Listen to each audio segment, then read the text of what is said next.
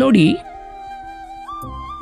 ಧರ್ಮವನ್ನು ಸಂರಕ್ಷಣೆ ಮಾಡಬೇಕಾದದ್ದು ಅಥವಾ ಸಮಾಜದಲ್ಲಿರುವ ಮೂಢನಂಬಿಕೆಗಳು ಅಥವಾ ಅಸ್ಪೃಶ್ಯತೆಗಳು ಅಥವಾ ಯಾವುದು ಧರ್ಮವಲ್ಲವೋ ಅದನ್ನೇ ಧರ್ಮ ಅಂದುಕೊಂಡು ಮೂಢರ ಹಾಗೆ ವರ್ತಿಸುತ್ತಿರುವ ಅಥವಾ ಧರ್ಮದ ಅಂಧಕಾರ, ಧರ್ಮದ ಮೇಲೆ ತೀರಾಭಿಮಾನ ಬೆಳೆದ್ಬಿಟ್ರೆ ಏನಾಗುತ್ತೆ ಅಂದರೆ, ಅನ್ಯ ಧರ್ಮಿಗಳಿಂದ ನಮ್ಮ ಧರ್ಮಕ್ಕೇನು ನಷ್ಟವಾಗುತ್ತೋ, ಧರ್ಮದ ಒಳತಿರುಳನ್ನು ಅರ್ಥ ಮಾಡಿಕೊಳ್ಳದ ಧರ್ಮದ ಮದ ಹತ್ತಿರ್ತಕ್ಕಂತಹ ಧರ್ಮ ಪ್ರಚಾರಕರು ಅನಿಸಿಕೊಳ್ಳುವ ಸ್ವಾಮೀಜಿಗಳು, ಧರ್ಮ ಪ್ರಚಾರಕರು, ಧರ್ಮಾಧಿಕಾರಿಗಳು, ಇವರಿಂದ ಆ ಧರ್ಮಕ್ಕಷ್ಟೇ ನಷ್ಟ ಇದೆ.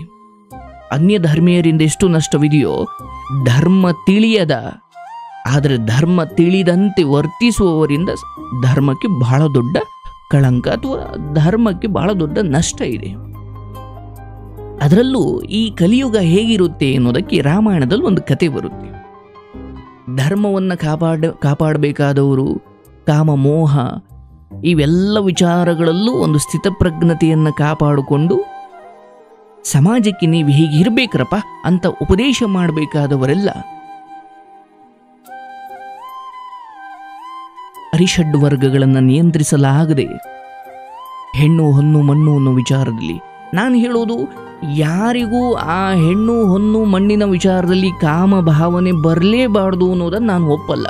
ಬರ್ತವೆ, ಆದರೆ ನನ್ನ ಪಾಲಿಗೆ ಏನು ಬಂತು ಅದನ್ನಷ್ಟೇ ನಾನು ಅನುಭವಿಸಿದ್ರೆ ಅದು ಧರ್ಮ. ನನ್ನದು ನನಗೆ ಸಾಕಾಗಲಿಲ್ಲ, ಅವನ ಪತ್ನಿಯು ಅಥವಾ ಅವನದು ಅಥವಾ ಅವನಿಗೆ ಸೇರಿದ್ದು ನನಗೆ ಬೇಕು ಅನ್ನೋ ಈ ಅತಿ ಆಸೆ ಇದೆಯಲ್ಲ, ಇದು ಧರ್ಮದ ಮಿತಿಯನ್ನು ಮೀರಿ ಆ ಕಡೆ ಹೋದಾಗ ಅದು ಅಧರ್ಮವಾಗುತ್ತೆ.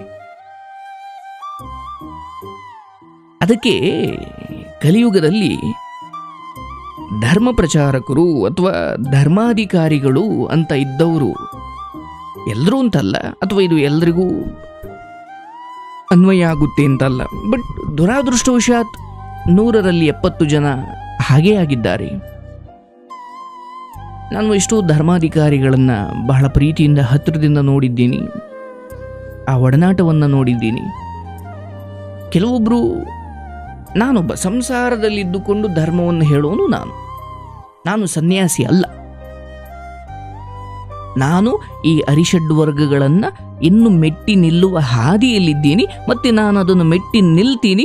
ಹಾಗೂ ಒಬ್ಬ ಸನ್ಯಾಸಿಯಾದವನು ಲೋಕಕ್ಕೆ ಏನು ಜ್ಞಾನವನ್ನು ಕೊಡಬೇಕಿತ್ತು ನಾನು ಅದನ್ನು ಸಂಸಾರದಲ್ಲಿದ್ದುಕೊಂಡೇ ಕೊಡ್ತೀನಿ ಅನ್ನೋ ಪರಮ ನಂಬಿಕೆ ನನಗಿದೆ. ಹಾಗೂ ನಾನು ಆ ಧರ್ಮವನ್ನು ಎಂದಿಗೂ ಮೀರುವುದಿಲ್ಲ. ಅದ್ರ ಬಗ್ಗೆ ನನಗೆ ಬಹಳ ಬಲವಾದ ನಂಬಿಕೆ ಇದೆ. ಆ ಭಗವಂತನ ಅನುಗ್ರಹ ಕೂಡ ಇದೆ ಅಂತ ನಾನು ಭಾವಿಸ್ತೀನಿ. ಆದರೆ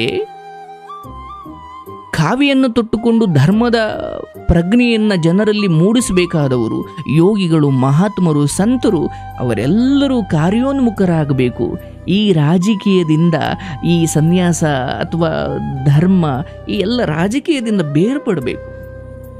ರಾಜಕೀಯದಲ್ಲಿ ಧರ್ಮ ಇರಲಿ, ರಾಜಕಾರಣಿಗಳಲ್ಲಿ ಧರ್ಮ ಇರಲಿ. ಅವರು ವಿರೋಧ ಪಕ್ಷದವರಾದ್ರೇನಪ್ಪ, ಅವ್ರು ಯಾರೋ ಒಬ್ರು ಸತ್ತಾಗ ಅಯ್ಯೋ ಅವ್ರ ಆತ್ಮಕ್ಕೆ ಶಾಂತಿ ಸಿಗಲಿ, ಅವ್ರ ಆತ್ಮಕ್ಕೆ ಸದ್ಗತಿ ಸಿಗಲಿ. ಅವನು ವಿರೋಧ ಪಕ್ಷ ಆದ್ರೇನು, ಅವನು ಒಬ್ಬ ಮನುಷ್ಯ. ಸತ್ನಾ, ಸಾಯ್ಲಿ ಬಾ ಅಂದ್ರೆ ಒಂದು ಸಾವನ್ನ ಸಂಭ್ರಮಿಸುವಷ್ಟು ರಾಜಕಾರಣ ನೀಚ ಹಂತವನ್ನು ತಲುಪುವುದಿದೆಯಲ್ಲ, ಇದು ಅಧರ್ಮ. ರಾಜಕಾರಣದಲ್ಲಿ ಇದು ಅಧರ್ಮ. ಒಬ್ಬ ಪ್ರಜೆ, ಸ್ವಾಮಿ ನನ್ನ ಮನೆ ಬಿದ್ದು ಹೋಯಿತು, ಮಳೆ ಬಂದು ನನಗೊಂದು ಮನೆ ಕಟ್ಟಿಸಿಕೊಡಿ ಅಥವಾ ನನಗೆ ಇರಲಿಕ್ಕೆ ಒಂದು ಆಶ್ರಯ ಮಾಡಿಕೊಳ್ಳಿಕ್ಕೆ ನೆರವಾಗಿ ಅಂತ ಕೇಳಿಕೊಂಡು ಬಂದಾಗ, ಮಾವು ನೀನು ಯಾವ ಪಕ್ಷಕ್ಕೆ ಓಟ್ ಹಾಕಿದ್ದಮ್ಮ? ಸ್ವಾಮಿ ನಾನು ಯಾವುದೋ ಬೇರೆದಕ್ಕೆ ಹಾಕಿದ್ದೆ ಸ್ವಾಮಿ. ನೀನು ನನ್ನ ಪಕ್ಷಕ್ಕೆ ಹಾಕಿಲ್ವಾ? ಆಗತ್ತಗೆ ಅಂದ್ರೆ ಒಬ್ಬ ರಾಜಕಾರಣಿ ಆದವನು, ಒಬ್ಬ ಅಧಿಕಾರದಲ್ಲಿರ್ತಕ್ಕಂಥವನು ಅಧರ್ಮವನ್ನು ಪಾಲಿಸುವುದು ಅಂದರೆ ಹೀಗೆ. ಪ್ರಜೆಗಳ ಕಷ್ಟ ಅಂತ ಬಂದಾಗ ಅವ್ರು ಯಾವ ಪಕ್ಷವೋ ಬೇಕಾಗಿಲ್ಲ, ಎಲೆಕ್ಷನ್ವರೆಗೂ ಅಷ್ಟೇ ಪಕ್ಷ ಓಟು.